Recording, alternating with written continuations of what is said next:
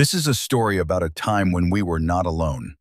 Not a legend, not a free-form assumption, not a pretty hypothesis for a pretty shelf. The real depth of the past, in which the human as a species shared the planet with several relatives at once. Some very similar to us, some completely unlike us. One was stronger, another tougher. A third lived in the darkness of caves. A fourth lived on distant tropical islands and stood shorter than a schoolchild. All of them vanished. Only we remained. And the question this episode answers is simple and heavy at the same time.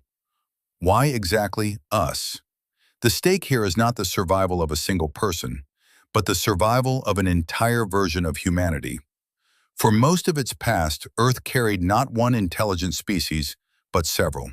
At least 5, possibly 8. They hunted the same beasts as our ancestors. They warmed themselves at the same fires. They buried the dead, cared for the wounded, sewed clothing, understood what grief and empathy were. These were full-fledged peoples with their own crafts, customs, and medicine. And each of them lost, slowly, in turn, sometimes without a single fight, sometimes under the blow of a stone weapon. Inside this long, losing game, there are names and places without which it's impossible to understand who we became. The Heidelberg giant with a skull hiding a brain almost the same as ours. The Neanderthal, perfectly sculpted for glacial cold. The Denisovan, a whole people known to science from a single pinky bone in an Altai cave. The hobbit from the island of Flores, going out to hunt dwarf elephants. And creatures from the pitch-black darkness of a South African underground crevice, who with the skull of an australopith hid the bodies of their kin from predators, because they already knew what loss was. They lost, but not without a trace. A few percent of their blood still lives in us. What matters more in a long race of species, strength or the ability to change? Who remains last? The one who is bigger and meaner, or the one who knows how to negotiate with a stranger? And what would you choose in the place of our ancestors, war or alliance? This episode is about 20 possible versions of humanity and the one that made it through, and about a question that perhaps no one wants an honest answer to. Where is the guarantee that our story won't end the same way as theirs? Listen, this story is about exactly that. So how did it happen that Homo sapiens, not the strongest, not the largest, not the species best adapted to cold, was left standing in proud solitude? By the laws of biology, the winner is the one who adapts faster to changing conditions.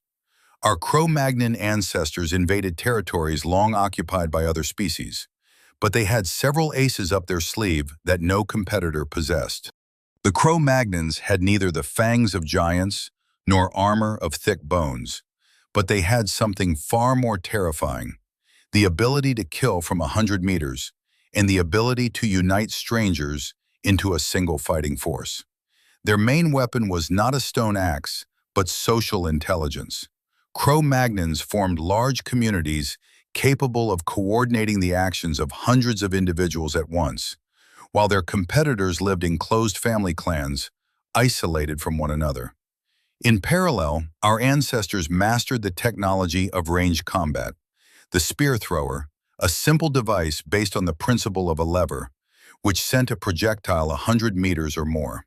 This meant the possibility of taking down giants like the mammoth without risking being caught under a tusk. And finally, it was in this era that the first alliance with the living world was forged. Humans tamed the wolf, turning a dangerous forest predator into a loyal, hunting ally. But who were those very giants our ancestors had to face? It's time to name the first of them. Heidelberg Man looks at us from the mirror of deep antiquity, and at the same time he is the father of our main competitors. For a long time, science underestimated this species, and quite in vain. These were genuine Paleolithic athletes up to centimeters tall, with massive bones that withstood serious blows, and skulls behind whose low forehead hid a brain that nearly equaled our own.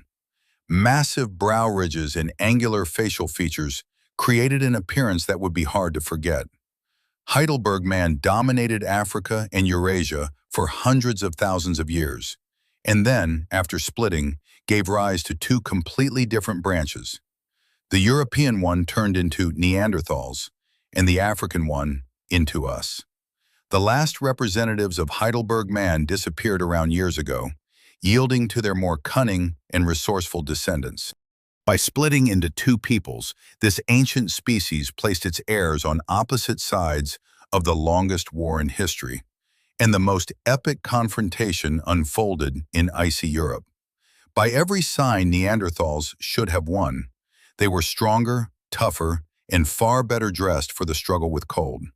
These people were perfectly engineered for the harsh climate of the Ice Age, stocky, with a broad rib cage and an incredible mass of muscle that held heat in the cruelest winters. These were not primitive savages. Neanderthals sewed clothing, cared for the wounded and the old, possessed the rudiments of medicine, and, by all appearances, buried their dead. But nature punished them cruelly for one sin: the inability to change. Their groups remained small, and their specialization too narrow. When the usual game disappeared, they could not quickly switch to a different diet, while the omnivorous Cro-Magnons survived on anything that could be eaten. Demography also had its decisive word. Our ancestors simply overwhelmed their competitors by numbers. But while this prolonged war of attrition was playing out in Europe, an entire people was hiding in the East, whose existence humanity did not suspect until 2010. A single finger bone, and all of history is rewritten from scratch.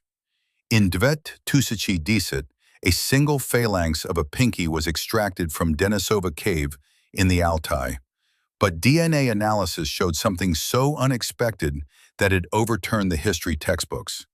Thus the Denisovan was discovered, a ghost species known to us not from whole skeletons, but only from large bone fragments in a genetic code.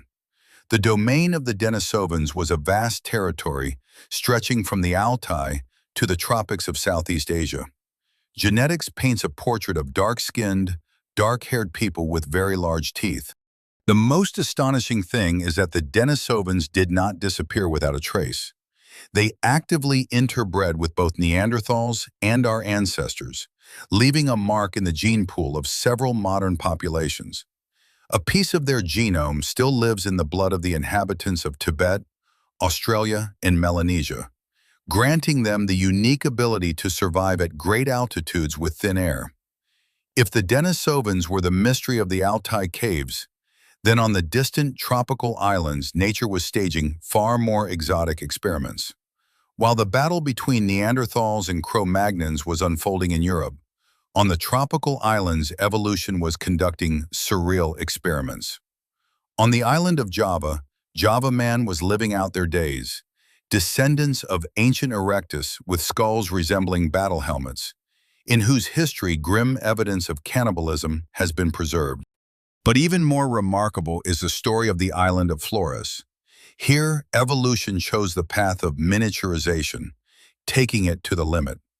Homo floresiensis, nicknamed the Hobbit, grew no taller than a meter. Adult beings the size of a 5-year-old child went out hunting and pursued dwarf elephants with spears in hand. For a long time, it was believed that sapiens still caught these tiny hunters alive. But new dating indicates the hobbits went extinct around 10 years ago. The real blow to our notion of humanity awaited where not even a child could squeeze through. In the pitch-black darkness of a narrow cave crevice on the other end of the African continent, a creature with a skull resembling that of an australopith was making its way into the pitch-black darkness of a narrow underground passage, risking its own life, only to bury its dead. Grief turned out not to be our invention. In the Rising Star Cave, a true cemetery of beings was discovered, given the name Homo naledi.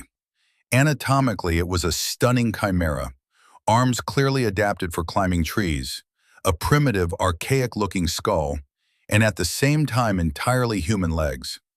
The dating of the bones shocked scientists.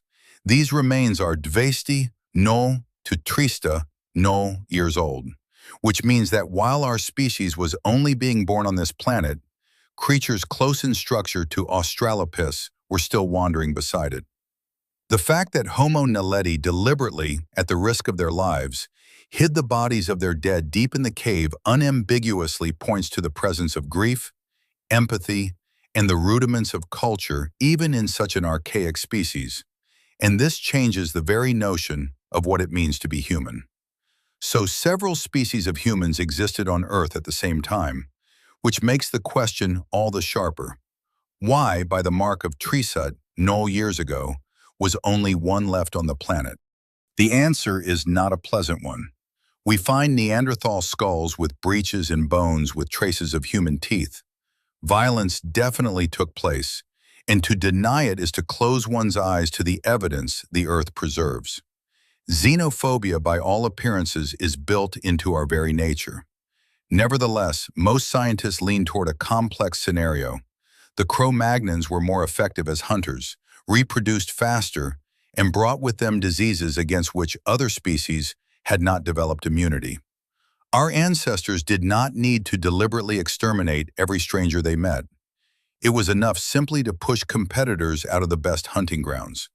But the story of that displacement turned out also to be a love story. A few percent of Neanderthal DNA living in each of us is the best proof that meetings between species ended not only in war. And what if we rewind history far further back? Let's move the starting point to 67 million years ago. What if humans had appeared right after the fall of the asteroid that destroyed the dinosaurs? The planet then was plunged into a real nuclear winter. The sun hidden by ash, familiar forests destroyed, large fauna dead, and the surviving mammals no larger than a rat. Under such conditions, even the most inventive and social species would have had no chance whatsoever. But a little later, in the heyday of the Eocene, the picture changed dramatically. Across the steppes wandered Andrewsarchus, the largest land-dwelling predatory mammals of all time, and the colossal Indricotheres, whose weight reached 20 tons. In such a world, humans would have had a real chance, and a domesticated three-toed hipparion could well have replaced our horse. However, history knows no subjunctive mood. What if the back pain that many of you feel right now is not a random error of evolution, but an encrypted clue about your true origin? That is exactly how Dr. Alice Silver reasons in her marginal, but extremely curious hypothesis called Prison Planet. The arguments are built on the biological oddities of our species. The human is the only being on Earth that suffers en masse from chronic back pain, as if the gravity of this planet is too strong for a spine that formed in a world with less attraction. Our skin is catastrophically unadapted to the radiation of our own star. Sunburns and the cancer risks tied to ultraviolet are unknown to any wild animal. Childbirth in humans is incredibly difficult and dangerous compared to other primates. And finally, our biological timer is set to a 25-hour day, not the earthly 24. Supporters of the hypothesis consider all of this proof that we were resettled on Earth from another planet, and the eternal anxiety and the inexplicable pull toward the starry sky is not just a quirk of psychology, but the call of a true homeland that we have never seen. Please write in the comments how you feel about this story. It really matters to me to know whether it grabbed you. What do you think?